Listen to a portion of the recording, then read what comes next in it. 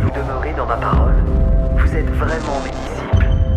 Vous connaîtrez la vérité, et la vérité vous affranchira.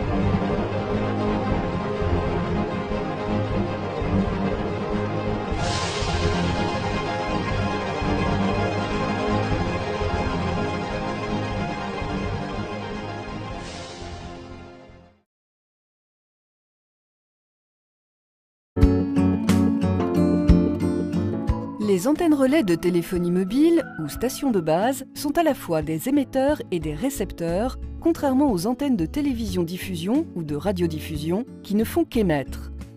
Elles sont dans la majorité des cas composées de 3 parties. L'antenne, l'armoire technique qui contient les équipements de télécommunication et le coffret d'alimentation électrique. Tous ces équipements constituent en quelque sorte un relais entre votre téléphone mobile et le réseau de votre opérateur. Cela signifie que ces équipements reçoivent les signaux radioélectriques émis par votre terminal mobile pour les traduire en un signal électrique. Ce signal sera par la suite véhiculé via le réseau de votre opérateur jusqu'à votre correspondant. Chaque antenne relais couvre une portion de territoire que l'on appelle cellule. La taille des cellules est plus ou moins grande en fonction de la densité d'utilisateurs présents dans la zone et de l'environnement géographique. Dans une cellule, les ressources radio sont limitées. Cela signifie qu'au-delà de sa capacité, l'antenne relais est saturée et les communications ne passent plus. Les plus répandues sont les antennes macrocellulaires. On les trouve généralement installées en hauteur, comme sur les pylônes, les châteaux d'eau ou les toits d'immeubles. Les antennes relais permettent d'accéder aux réseaux 2G, GSM ou Edge qui transmettent la voix des données à débit limité, aux réseaux 3G qui permettent d'accéder à l'Internet mobile et au réseau mobile de 4e génération, dit 4G, pour le très haut débit mobile. On nous demande souvent pourquoi les opérateurs continuent à installer de nouvelles antennes relais. D'abord pour éviter les saturations locales des réseaux. Plus d'antennes relais égale plus de capacité. Ensuite pour permettre à tous les utilisateurs d'accéder aux nouveaux services multimédia mobiles et à l'Internet mobile à très haut débit, notamment avec le déploiement de la 4G. Enfin, pour participer à l'aménagement du territoire avec la couverture des zones blanches et des axes de transport prioritaires. En octobre 2013, tous opérateurs confondus, on comptait en France plus de 75 000 stations de radiotéléphonie. Vous pouvez retrouver l'emplacement d'une antenne relais sur Internet en consultant le site de l'Agence nationale des fréquences www.cartoradio.fr. L'économie encore, avec cet autre visage de la mondialisation. Comment sont transportés chaque jour les milliards de mails, SMS, vidéos ou messages en tout genre qui partent ou arrivent de nos téléphones portables ou ordinateurs? Voici la réponse. Des dizaines de milliers de kilomètres de câbles sont déposés chaque année d'un bout à l'autre des océans. Comment sont-ils fabriqués, installés? Quels enjeux? C'est une course pour le débit qui est engagée et, petit cocorico, la France est leader dans le monde. Enquête Margot Manière, Lou Cricorian. Des câbles posés au fond des océans pour faire transiter vos emails, vos photos, vos vidéos à l'autre bout du monde. Les câbles sous-marins assurent aujourd'hui 99% du trafic mondial de données, mais avec l'explosion d'Internet, il en faut toujours plus. Un seul câble comme celui-ci peut connecter 200 millions de personnes. Tout commence avec la fibre optique, un simple fil de l'épaisseur d'un cheveu capable de transmettre la lumière. C'est par cette lumière que transitent toutes nos données. Ça fait 250 microns et ce tout petit fil en verre va recevoir de la lumière et transmettre à tout le monde de l'Internet dans tous les continents. Aline Saison est la responsable du développement de ce site. Nous sommes chez le premier fabricant mondial de câbles sous-marins, un fleuron industriel français. À l'intérieur d'un câble, plusieurs fibres optiques colorées, protégées dans un tube en inox, car les grands fonds présentent de nombreux dangers.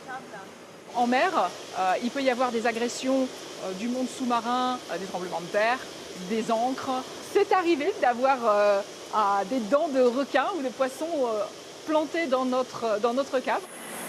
Comme le câble coûte très cher à réparer, il est solidement tressé, puis entouré d'une nouvelle couche isolante. Objectif, résister 25 ans au fond des océans. Des câbles de communication qui envahissent la planète pour assurer une bonne connexion à chaque habitant, car le trafic de données progresse de 35% par an. Le câble le plus long fait 20 000 km et relie la France à Singapour. Une trentaine d'autres projets sont en cours. Les géants du web se lancent dans la conquête des fonds marins. Ça explose. Les Google, les Facebook, il y a des data centers partout, il y a des tas d'applications qui émergent de partout avec le cloud, des vidéos. L'année dernière, c'est la moitié du tour de la Terre qu'on a fabriqué en kilomètres de câbles et qu'on est allé installer au fond des océans. Pour être installé, il faut d'abord les charger. Ce tunnel de 600 mètres permet de relier l'usine à ce bateau câblier français. Nous sommes montés à bord avant son départ pour une mission à l'autre bout du monde, en Alaska. À l'intérieur, une bobine géante dans laquelle sont stockés plus de 1000 km de câbles. Ça y est, vous êtes repartis? Pendant plusieurs jours, ces hommes vont devoir dérouler la pelote le plus rapidement possible, à la force des bras. Ça a l'air physique. Ouais, ça se voit.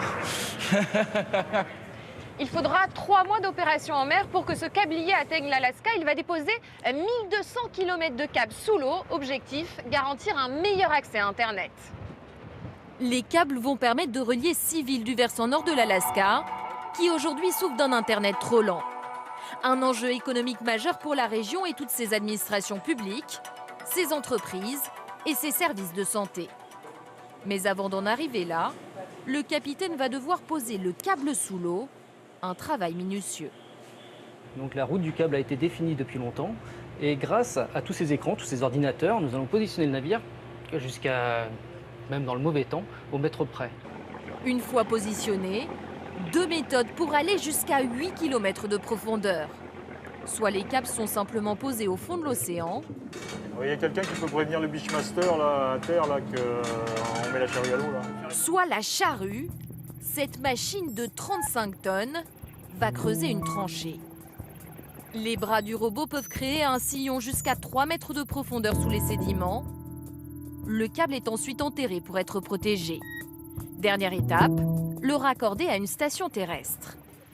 On va bientôt avoir les câbles sur la plage.